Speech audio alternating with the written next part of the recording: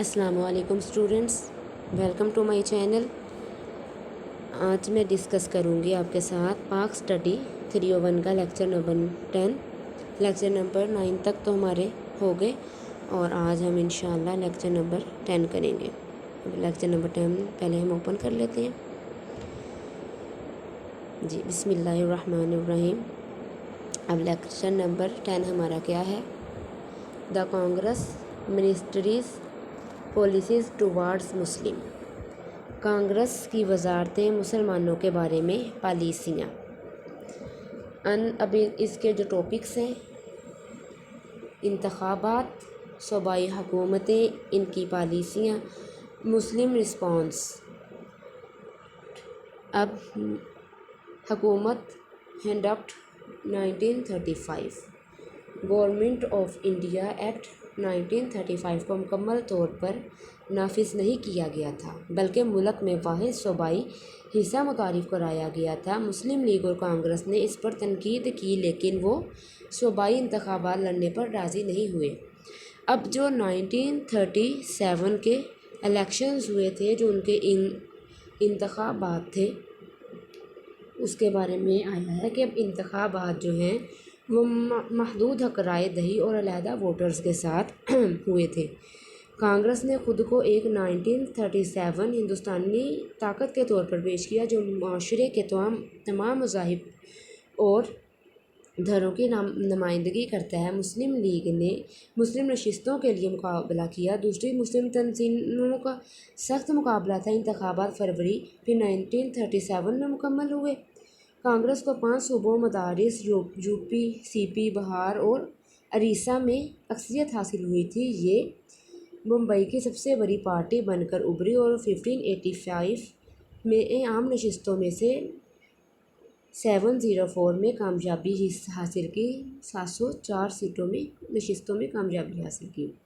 مسلم league نے انتخابات میں ناقص کارکردگی کا مظاہرہ کیا اور بنگال، پنجاب، صوبہ سرحد اور سندھ۔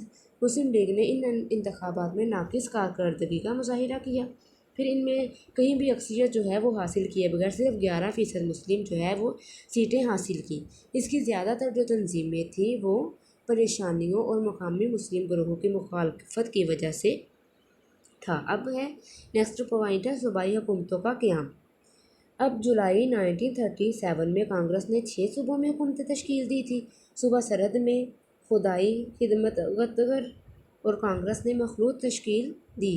مسلم اکثریتی صوبوں میں مسلم لیگ حکومتیں تشکیل نہیں دے سکتی۔ مسلم لیگ کی خواہش تھی کہ یو پی میں حکومت بنائے، لیکن کانگریس نے مشروط حمایت پر اتفاق کیا۔ اب پارلیمانی ووٹ کو تحلیل کریں، پھر تک IML ممبران الگ گروپ کی حیثیت سے کام نہیں کریں گے اور کانگریس سے بیعت کا اظہار کریں گے۔ جو اراکین ہیں وہ یقینی طور پر مذکورہ بالا شرائط مسلم لیگ کے اراکین جو ہے اس کانگریس سے بیعت کا اظہار نہیں کریں گے۔ اس کے بعد جو مذکورہ بالا شرائط ہے مسلم لیگ کے وجود کو ختم کرنے کا ایک آلہ تھی، لہٰذا اس معاملے پر کوئی معاہدہ ممکن نہیں تھا۔ اب کانگریس حکومتوں کی پالیسیاں۔ اب جولائی 1937 اور نومبر 1939 میں جو پالیسیاں ہوئیں۔ اب سب سے پہلے تو صوبوں میں کانگریس کی تمام حکومتوں نے IML اور دیگر مسلم تنظیموں کو حکومت سازی کے عمل سے خارج کرنے کے لیے بنیادی طور پر مسلم مخالف مہم شروع کی۔ کانگریس قائدین کو پتہ چل گیا کہ جو ML کی عوام میں ہیں اس کی جڑیں ہیں۔ انہوں نے ML کو ان کے حق میں بدنام کرنے کے لیے مسلم ماس رابطے جو ہیں وہ اس کی تحریک شروع کی۔ وہ ثقافتی اور تعلیمی پالیسیاں بنا رہے تھے، جس نے ہندوستانی ثقافت کے نام پر ہندو ثقافت اور علامتوں کو فروغ دیا۔ انہوں نے ادارہ اور دفاتر وغیرہ میں آنند ماس سے باندہ ماترم ترانہ پیش کیا۔ بندہ ماترم ترانہ ہے نا جو ان کا، وہ انہوں نے شروع کیا۔ پھر ان کی پالیسیوں میں ہندی زبان کو سب سے زیادہ اہمیت دی جاتی تھی۔ وردھا ایجوکیشنل اسکیم بنیادی تعلیمی لٹریچر کے ذریعے مسلمان کو ہندو میں تبدیل کرنا تھا۔ گاندھی جیسے ہندو ہیروز کا پروجیکشن اور مسلم طریقہ مسخ ان کا اخلاقی مسلک بن گیا۔ انہوں نے خدمات میں امتیازی سلوک یا ملازمتوں میں نئی بھرتی کی پالیسی پر عمل کیا۔ پھر جو ہے وہ کانگریس کی وزارتوں نے بالخصوص مسلم کارکنوں کے بارے میں مجموعی طور پر منفی اور ظالمانہ رویہ اپنایا۔ اس ناجائز سلوک نے مسلمانوں کو زندگی کے ہر شعبوں میں نظم و ضبط کا جواب دیا۔ پھر آگے ہے مسلم رسپانس، مسلمانوں کا جواب۔ اب مسلمان ہندو عوام کے مذہبی جھکاؤ سے بخوبی واقف تھے۔ انہوں نے حکومت کی کڑی نگرانی کا انتظام کیا، انہوں نے اپنی پالیسیوں کو عام کیا اور امور کو اٹھایا۔ ان معاملات پر مسلمانوں کو متحرک کرنے کے لیے ہندو مظالم کے اصل حقائق کو جمع کرنے کے لیے گہری تحقیقات کی ضرورت تھی۔ اب نیکسٹ ہے پیر پور رپورٹ، دا پیر پور رپورٹ۔ اب پیر پور رپورٹ کیا تھی؟ اب مارچ 1933 کو ایم ایل کی کونسل نے پیر پور کے راجہ سید محمد مہدی کی صدارت میں ایک 28 رکنی کمیٹی مقرر کی، جس نے اپنی رپورٹ 15 نومبر 1938 کو پیش کی۔ اس نے کانگریس کی وزارتوں پر ہونے والے ظلم کو ساتوں میں کھوجنے کی کوشش کی۔ صوبوں اس رپورٹ میں حریف مسلم تنظیموں کانگریس کی حمایت مسلمان لیگ کے حامی لوگوں کو ڈرانے اور دھمکیاں دی گئیں۔ پھر آگے ہے نیکسٹ شریف رپورٹ، جو مارچ 1939 میں ہوئی۔ اب وہ کیا تھی؟ اور اس کو دا فضل الحق رپورٹ۔ اب ایم ایل نے مسٹر شریف کو ممبران کے ساتھ ہندوؤں کی آمرانہ حکمرانی کے تحت ہونے والی ناانصافیوں کی تحقیقات کے لیے ممبر مقرر کیا۔ اس رپورٹ میں بنیادی طور پر حقائق کو اکٹھا کیا گیا۔ اس میں ناروا سلوک پر توجہ دی گئی تھی، بہار میں مسلمانوں کے ساتھ جو حکومت کی۔ اس کے بعد ہے الحق رپورٹ، اور جو ہے الحق رپورٹ کیا تھی؟ جو دسمبر 1939 میں ہوئی۔ ٹھیک ہے، جو پہلی تھی وہ ہماری شریف رپورٹ تھی۔ اب ہے فضل الحق رپورٹ، جو دسمبر 1939 میں ہوئی۔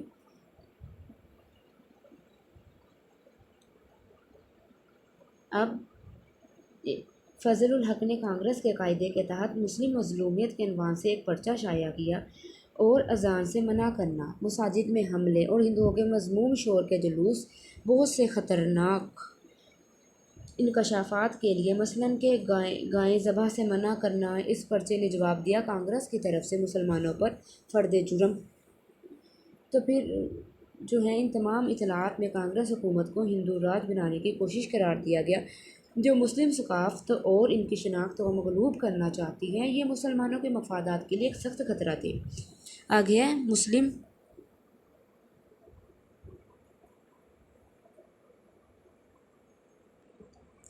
مسلم لیگ کی سرگرمی۔